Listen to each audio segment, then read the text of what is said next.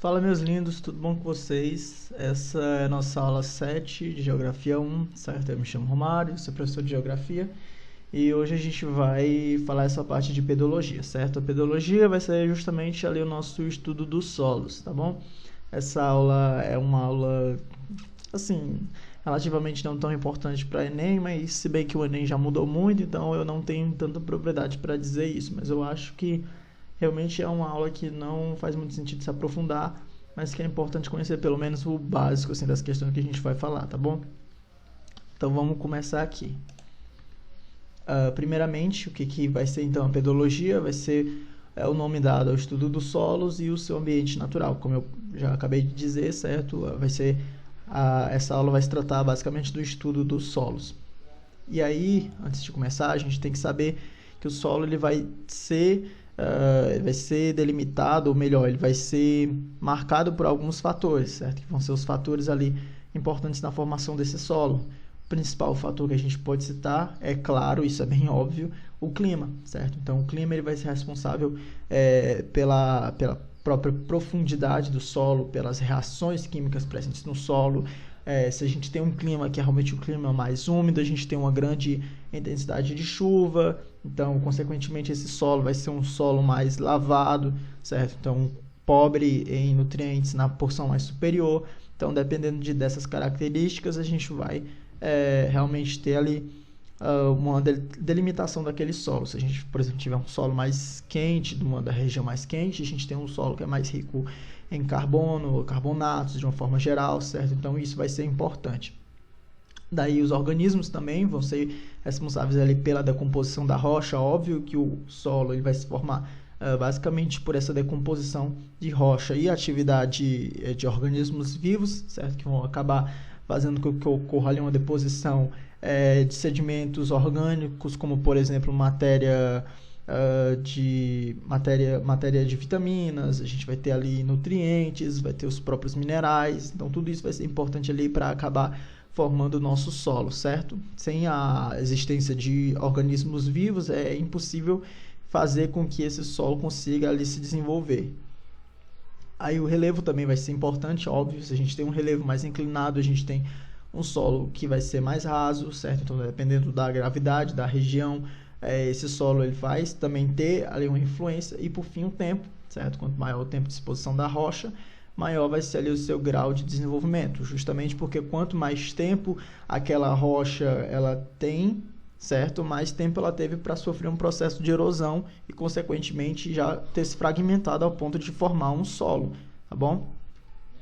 Daí a gente também tem o material de origem. Esse material de origem pode ser um solo eluvial ou um solo aluvial. Como eu coloquei aqui, o solo eluvial ele vai ser formado a partir do material da rocha encontrado abaixo do solo, certo? Enquanto o solo aluvial vai ser formado a partir de material trazido normalmente pelo rio ou por qualquer tipo de aglomeração de depósitos, como por exemplo lama, esse tipo de coisa, certo? Daí os dois exemplos que eu coloquei para o solo eluvial é o solo de terra roxa e para o solo aluvial, o solo de várzea, certo?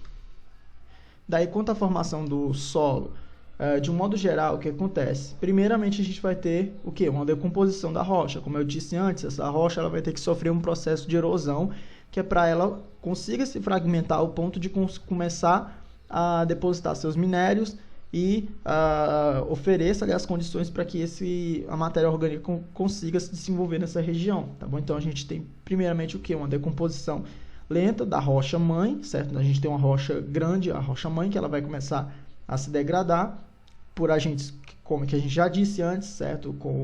São principalmente ali o nosso intemperismo, seja esse intemperismo realizado por água, por vento, certo? Por próprios organismos vivos, como as plantas. Então, qualquer tipo de processo de intemperismo químico, erosivo, qualquer tipo de ação vai acabar fazendo com que essa rocha ela sofra ali com esse processo lento de degradação, tá bom? Com o tempo, essa rocha já bem degradada, a gente vai ter o quê? A gente vai ter um acúmulo de matéria orgânica. Como eu disse, essa rocha ser destruída aos poucos, ela vai ser um passo essencial para que a matéria orgânica comece a se aglomerar naquela região.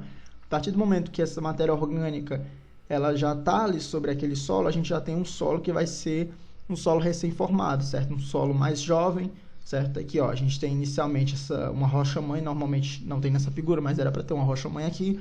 Daí ela inicia esse processo de fragmentação com matéria orgânica presente. Daí a gente vai já ter um solo jovem, certo? Ou seja, aquele solo que é mais raso.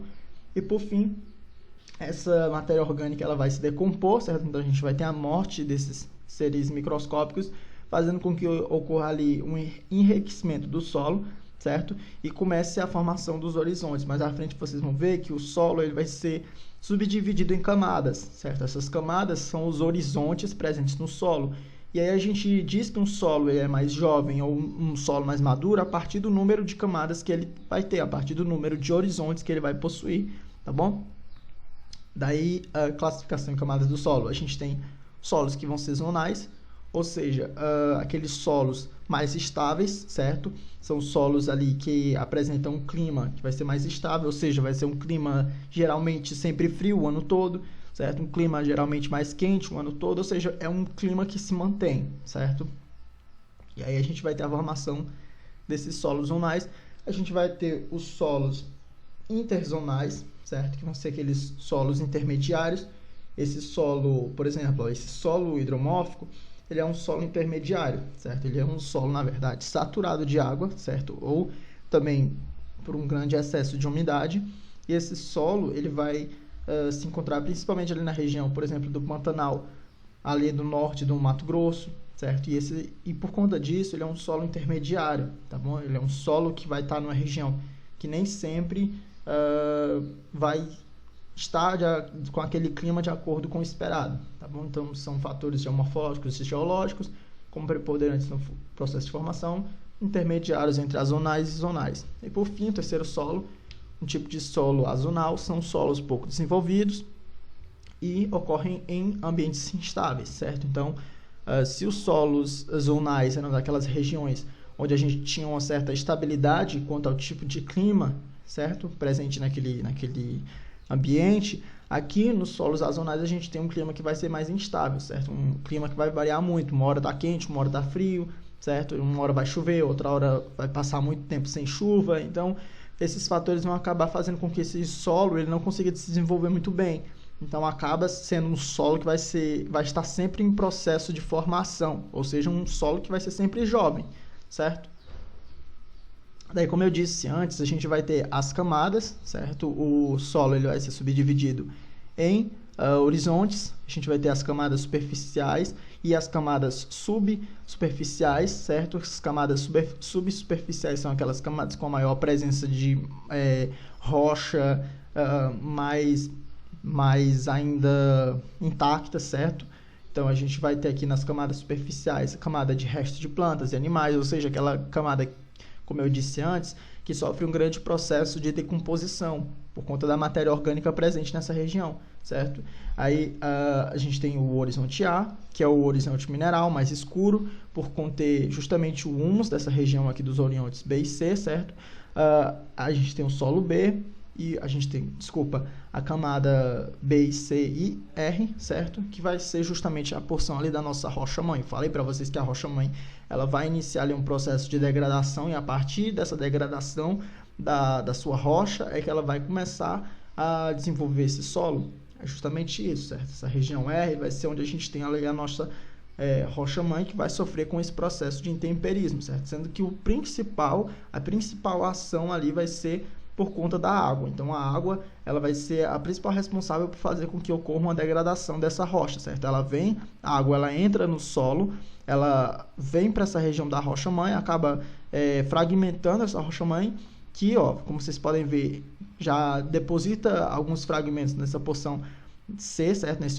Esse horizonte C, e consequentemente vai acabar liberando mais minerais, certo? Mais propiciando ali essa região ser infestada por organismos vivos, tá bom? Aqui é só um exemplo bem tosco mesmo, só para vocês saberem que o solo ele realmente vai ser subdividido em camadas, certo? Aqui é para vocês estudarem depois, cada um dos horizontes de forma bem resumida. o principal cobrado realmente vai ser essa camada R, porque é a camada da rocha-mãe, como a gente falou, certo? É a que dá origem ao solo e por conta disso ela vai ser a mais importante.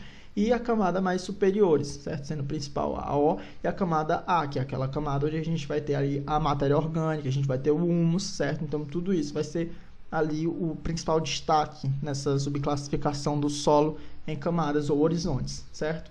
Daí agora, entrando especificamente mesmo nos solos, a gente vai falar do nosso primeiro solo. Nosso primeiro solo é o solo P-Dalfer, certo? Aqui é um esquema para vocês decorarem do que ele vai ser feito.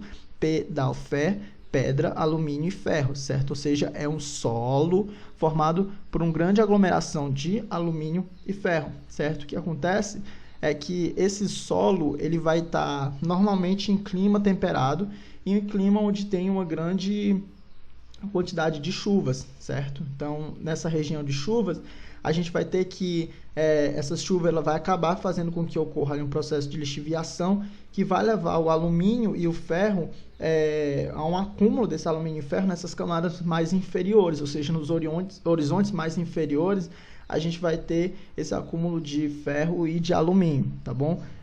Então, a gente normalmente nesse solo de P-Dalfer realmente tem uma vegetação que ela vai ser mais abundante, óbvio, só que essa vegetação vai ser composta principalmente ali de coníferas, certo?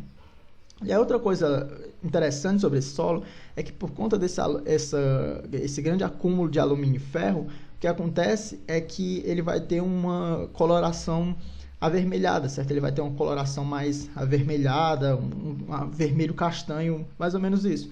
E aí, justamente por conta não só desse acúmulo dos óxidos de ferro, certo? A gente tem o ferro aqui formando óxidos nessa região do solo, mas também por conta da argila que fica presente principalmente ali na região do horizonte A, que é aquela região mais superior, certo?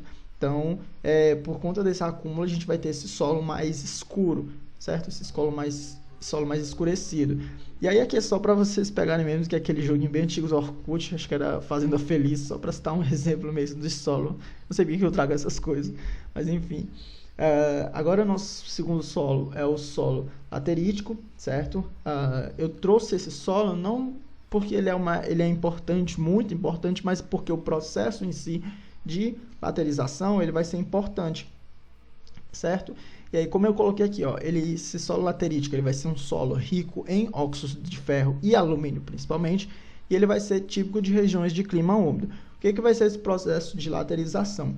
Esse processo de laterização vai ser a transformação dos solos, certo? Quando a gente tem um acúmulo de uma camada ferruginosa, ou seja, a gente tem um acúmulo de óxidos de ferro nessa região mais superior do nosso solo, a gente vai ter então um processo de laterização, certo? E isso ocorre principalmente por quê? Principalmente pelo processo de lixiviação, certo? Que vai acabar decompondo a matéria da rocha-mãe, certo? Essa rocha-mãe localizada na região agora superior, não interior, como eu mostrei antes, vai acabar formando esse solo e vai também, por conta do processo de intemperismo químico, depositando essa grande quantidade de ferro nessa porção mais superior do solo, certo? Então, é um solo que vai ser mais ácido, certo? Ele é um solo que vai ter, como eu falei aqui, um grande acúmulo de óxidos de ferro e alumínio e que, por conta disso, é um solo que normalmente não vai ser tão cultivável, certo? Então, é um solo que vai ser pobre de matéria orgânica e um solo que não vai ser tão benéfico ali para a agricultura. Tanto é que o que a gente faz com esse solo na agricultura, eles fazem uma correção do solo através do processo de calcagem, que é o quê? Justamente o acúmulo de calcário. A gente adiciona calcário nesse solo que está com um pH muito baixo, certo? Justamente para equilibrar esse solo e conseguir plantar qualquer tipo de matéria orgânica ali, qualquer tipo de planta, qualquer tipo de agricultura de um modo geral. Para desenvolver a agricultura nesse tipo de solo, a gente vai ter que corrigir ele, certo? Adicionando calcário por conta do grande acúmulo de ferro ali nessa região, tá bom? Aí, uma coisa que eu queria também falar para vocês é que é o seguinte: na região da Amazônia existe uma grande preocupação com isso hoje, porque o que acontece é que, por conta do desmatamento, grande parte do solo ele não está sendo mais coberto pelas árvores, certo? Não só pelo desmatamento, como também pelas queimadas. As árvores que antes impediam que a chuva ocasionasse esse processo de lixiviação, hoje já não conseguem fazer isso tão bem. justamente porque não tem essas florestas mais protegendo o solo. E por conta disso, o que está acontecendo hoje na Amazônia é que a gente está tendo um solo extremamente lixiviado, certo? Um solo extremamente ácido e que está prejudicando muito a região local, ou seja, esse solo ele não está mais sendo tão desenvolvido como antes, tá bom? Ou seja, aí a gente vê o impacto da ação do humano, certo? Na natureza. Por conta de processos humanos, de queimadas, de desmatamento, a gente ocasiona ali uma alteração do próprio solo da região, tá bom? Então, isso é o que eu queria que vocês pegassem assim contextualizado, certo? E aí depois a gente tem esse solo alomórfico, solo com excesso de sais minerais, típico de regiões áridas e semiáridas, e tem uma baixa fertilidade. Então esse solo, gente, de um modo geral, se eu pudesse resumir para vocês, é aquele solo presente nos mangues, certo? Então a gente vai ter o quê? A gente vai ter um contato, um choque entre água doce e água salgada, certo? Principalmente naquela região mais lamacenta, certo? E aí vai ter um acúmulo de sais por conta da água do mar. Aí esse acúmulo de sais vai fazer com que esse solo ele seja muito pouco fértil, ele vai apresentar uma baixa fertilidade, certo? Ele é importante por quê? Porque ele vai funcionar como berçário de algumas espécies marítimas. Então, algumas espécies marítimas elas dependem realmente dessa região para se desenvolver, mas sobre uma análise da agricultura, sobre um aspecto econômico, ele não vai ter grande utilidade para esse meio da agricultura. Ele vai ter importância também, por exemplo, para o pessoal que pega caranguejo, essa cultura mais local, certo? Essa economia mais voltada à população local, ela vai ser importante, realmente, essa região dos mangues. Só que de um modo bem geral, para a agricultura, ela não vai ser importante. Por quê? Por conta desse choque, por conta desse solo, altamente salinizado, o que ocorre é que a gente não tem sequer uma separação entre as camadas do solo. Então, esse solo alomórfico, por exemplo, é um solo que sequer tem a separação dos nossos horizontes, certo? É um solo totalmente não propício ao desenvolvimento da agricultura, tá bom? E aí, basicamente é isso. Aí, por fim, o nosso pedocal, certo? Ele é um solo com uma grande quantidade de cálcio, certo? Então, ele vai ser abundante em clima seco. Ele vai estar presente principalmente em regiões de transição entre deserto e mata, certo? Ele vai ter como eu falei, uma grande quantidade de carbonato de cálcio, certo? E ele vai se caracterizar ali por zonas mais quentes, zonas mais secas, como, por exemplo, as estepes, certo? As estepes que, como eu disse, rodeiam os desertos, ou seja, aquelas áreas de transição entre uma mata e um deserto, como as estepes, elas vão ser caracterizadas por esse tipo de solo, certo? Esse solo mais rico em carbonatos, tá bom? E aí, o que acontece é que essa água, ela vai ser... O solo ele é tão quente, ou seja, a região ela vai ser tão quente, que o que acontece é que a pouca água que existe dentro do solo, ela vai ser transportada por um processo de capilaridade, certo? Então, os capilares das plantas, das raízes das plantas, elas vão fazer com que essa água ela seja sugada para essa região mais superior, e aí acaba que quando ela vai para a região mais externa, ela acaba evaporando, certo? Então, por conta dessa evaporação e todo esse processo de transporte, ela vai depositar uma grande quantidade de carbonato de cálcio, certo? Então, quando vocês pensarem nesse solo pedocal, vocês vão lembrar realmente de regiões mais quentes, regiões mais desérticas. Tanto é que, assim, os dois grandes exemplos que a gente tem de regiões onde tem esse acúmulo de pedocal vai ser na região da Austrália, que eu não preciso dizer que é uma região bem quente, certo? E também na região ali do deserto do Kalahari, na África, certo? Então, esses são dois destaques ali de onde a gente encontra esse pedocal, tá bom? Daí existem, como eu falei, dois tipos de solo, litossolo e latossolo. Litossolo, muito material mineral. Só para fazer realmente essa comparação, daqui depois vocês podem ver, certo? E lembrando que no Brasil a gente tem um predomínio ali de solos do tipo litossolo, tá bom? Cerca de 33% dos solos do país, segundo a Embrapa. E aí agora entrando nos solos brasileiros, a gente falou de solos de um modo geral, mas não entrou especificamente no Brasil. Agora a gente vai falar dos solos brasileiros. O primeiro solo que a gente tem é o solo de terra roxa, certo? Não preciso falar que ele foi importante ali para a indústria do café, certo? Então, esse solo de terra roxa, ele é conhecido por conta disso, porque ele realmente tem essa cor mais avermelhada, tá bom? Ele é um tipo de solo mais avermelhado, como eu disse, ele é um solo muito mais fértil, certo? E ele vai ser um solo caracterizado aí por milhões e milhões de anos de acúmulo de rochas mais basálticas, tá bom? Então, a gente tem essa decomposição das rochas basálticas que vão acabar formando esse solo.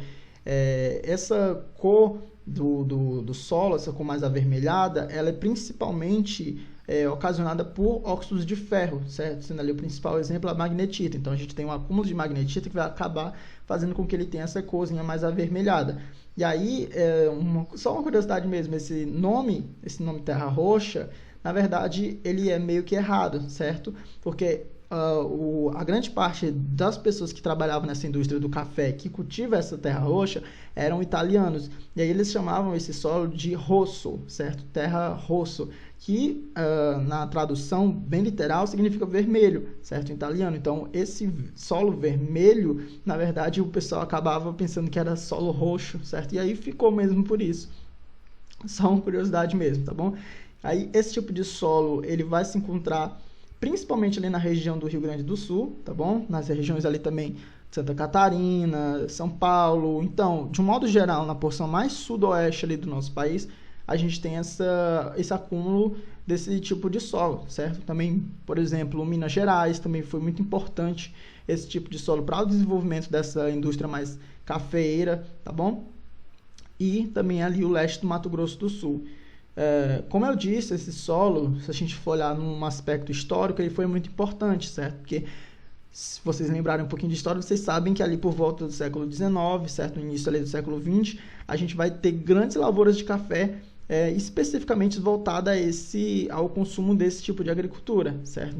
E foram importantes não só por conta disso, não só para o desenvolvimento da agricultura de uma forma geral, mas também porque foi nesse período onde a gente teve a criação das ferrovias, certas ferrovias do Brasil, que são muitas na verdade, elas foram desenvolvidas principalmente por conta dessas cafeeiras, certo? Principalmente por conta dessas lavouras de café, tá bom? E aí, dando continuidade, a gente tem o nosso solo ou terra massapê, certo? Que é essa região mais aqui da nossa região, tá bom? Esse terra massapê, o solo massapê, ele vai ser um solo de uma cor bem mais escura, certo? Bem mais preta, se vocês forem observar. E vai ser um solo característico dessa região mais do Nordeste brasileiro, essa região onde a gente está, tá bom? Principalmente na região litorânea, tá bom? Esse solo, ele vai ser um solo muito fértil, ou seja, ele vai ser um solo muito, muito importante ali para a agricultura local, certo? E um grande destaque, assim, como a gente já falou em termos históricos do solo de terra roxa, a gente vai falar também em termos históricos do solo de terra massapê. Um grande exemplo disso foi que no período colonial ele foi muito usado para a exploração da cana-de-açúcar, certo? Então, o desenvolvimento da cana-de-açúcar ele só se deu mesmo porque a gente tinha nessa região mais litorânea uma grande quantidade de solo de terra massapê, tá bom? Essa terra massapê, então, vai ser ocasionado, melhor, ela vai se formar a partir principalmente da decomposição do calcário, certo? De algumas rochas importantes, da gnase, certo? E aí ele vai formar esse tipo de solo que é bastante fértil, esse solo que é mais escuro, certo? E esse solo que foi importante para cana-de-açúcar. E por que eu estou falando isso? Porque se vocês forem olhar no aspecto geral, sempre quando for cobrado essa questão dos solos, ele vai estar mais relacionado com esse vínculo com a história, certo? Então, essa cobrança de solos, ele vai estar mais relacionado com o porquê que esse solo foi importante para o desenvolvimento histórico do país, esse tipo de coisa. Então, é sempre legal vocês fazerem essa correlação entre as duas coisas, tá bom? E, por fim, a gente tem o solo samorão ou terra samorão, certo? Que ele é um solo também formado basicamente por gnase, certo? No Brasil, ele é um dos solos menos férteis que a gente tem, por isso que eu coloquei ele em terceiro. Ele tem uma textura que vai parecer mais areia mesmo, certo? E também ele vai ser bastante rico em ácidos. Por conta disso, ele não vai ser um solo muito fértil, certo? Como eu já falei antes, é importante em qualquer tipo de solo, em qualquer tipo de cultura, a gente fazer um controle nosso solo através de um pH mais neutro, certo? Não um pH 100% neutro, mas um pH mais próximo ali, ou também um pH mais básico, certo? Esses são os principais requisitos ali para o desenvolvimento de um solo, certo? E aí esse solo de terra salmourão, ele vai se localizar principalmente ali na porção mais centro-oeste do país, certo? Também um pouco na região do sudeste, mas sudoeste mesmo se destaca pela questão do solo de terra roxa, tá bom? E como eu disse, se a gente tiver um controle correto desse solo de terra salmourão, ou seja, se a gente tiver ali uma correção do solo, a gente consegue ainda plantar algumas coisas, como por exemplo, eu coloquei aqui na imagem um milho, certo? Daí aqui são as características gerais dos solos da região brasileira, vocês podem estudar isso aqui mais depois, certo? Por exemplo, o solo amazônico, é o latossolo, pobre, sobrevive da reciclagem, ele tem uma grande quantidade de processo de lixiviação, como eu disse, por conta desse desmatamento da floresta amazônica em si, a gente vai ter uma área bem mais lixiviada, certo? A principal agricultura nessa região vai ser justamente a cultura da soja, certo? Basta vocês lembrarem que, como eu disse nas aulas passadas, a gente vai ter o escoamento da produção de soja dessa região para a região mais ali do norte, a região mais ao nordeste do país, tá bom? Isso é importante. Como eu disse, ele vai ser um solo pobre, tecnicamente, certo?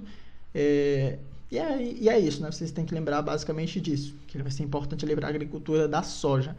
Aqui a gente tem um solo cerrado, também pobre em micro-organismos, presença de ferro e alumínio, coloração mais avermelhada e vai ser corrigido, como a gente falou antes, por calagem, certo? Que são ali de alguns compostos. Solo do sertão, litossolo, pobre em matéria orgânica, enfim, isso aqui é só para vocês realmente, como eu disse, não adianta se especificar muito em cada uma das questões, mas é fundamental pelo menos o básico, assim.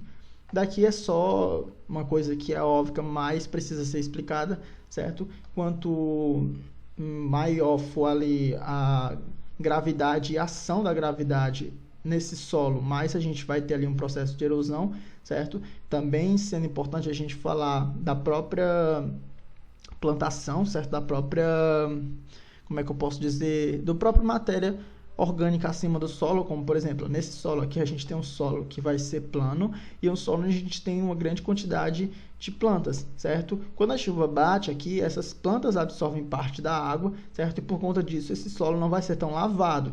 Já quando a gente tem um solo mais íngreme, a gente já vai ter, por conta da ação da gravidade, um processo de erosão e lixiviação bem maior, certo? E por fim, aqui um solo que não tem quase nada, não tem quase nenhuma planta, vai ser um solo muito pobre, certo? Um solo que não tem quase nada de minério, porque tudo escoa daqui dessa porção superior para a porção inferior, tá bom? Ou seja, uma erosão bem mais violenta. Aí aqui, ó, é para vocês entenderem, quanto mais árvores, melhor, porque a gente não vai ter esse processo de lavagem do solo, certo? Daqui é só um exemplo mesmo de um filme. Daí o processo de lixiviação, como eu disse, a gente vai ter a água, ó, processo de lavagem superficial do solo, também chamado de erosão laminar, ou seja, a gente vai ter essa água levando todos os minérios do solo para uma porção mais inferior ou realmente mudando de localização, como a gente falou antes aqui, por esse processo de gravidade, certo? Ou seja, saindo dessa região superior para uma região totalmente diferente, o que faz com que o solo realmente morra, certo? Então, pode destruir totalmente o solo, deixando inapto a produzir, certo? E é isso, gente. Muito obrigado. Eu espero que tenha dado para fixar algumas coisas. Eu sei que essa aula é uma aula mais chata, mas eu espero que realmente tenha dado para fixar alguma coisa. Qualquer dúvida, eu estou sempre à disposição, tá bom? E é isso. Tchau.